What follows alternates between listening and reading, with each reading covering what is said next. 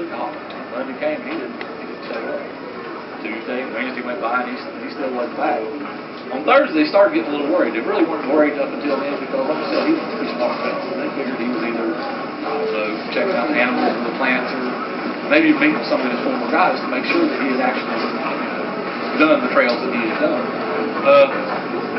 Like I said, on Thursday, they started getting a little worried. So his son gathered up a group, and they went to see Big Tom Wilson, who was a mountaineer in the area over here in the valley. He was also one of Dr. Mitchell's former guides. And they figured that was one of the places that he would have stopped since he hadn't returned on his expected date. They got over there, and Big Tom said, I hadn't seen him. I don't know where he's at. I haven't heard from him in years. Well, that's when they started getting scared. So they formed 2 search parties. Big Tom led one of them. A gentleman named Zeke Vance. He was national. He would eventually become the North Carolina governor. So he led the other search party. And they took off, and they searched, and they searched. And this was on Saturday morning, a week after Dr. Mitchell died. They searched till Tuesday. Big Tom came across the track.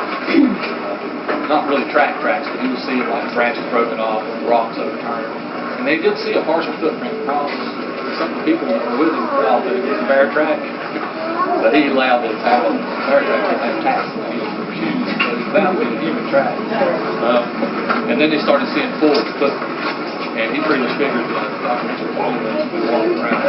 So these tracks that he was following led to a creek. And then turned and started following the creek downstream. Now they figured the only reason he would have gone that way was it was dark. He must have woke off the dark.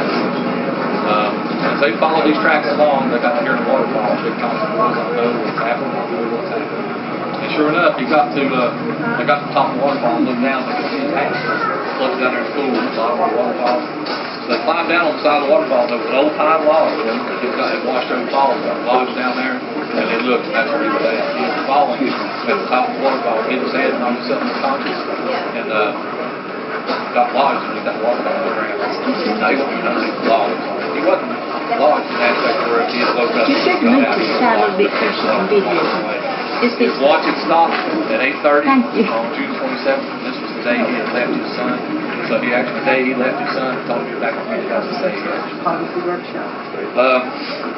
now they had to carry him out of there. Now that's not, there was no trail. Y'all remember no trail or roads or anything. I'm off. Camera attached to there was no roads or anything out there. They took the whole slew up and carried him off this mountain. And they carried him down to Asheville and they buried him. And he stayed buried for about a year, but even after a year after he died, he had to make one more trip up this mountain. They dug him up.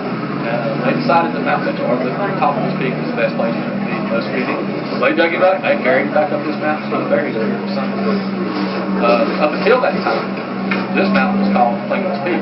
Clingman's Peak over here, over in the park, where all the radio towers were, you made 6-foot way in, that was Mount Mitchell, due to this debate that was going on.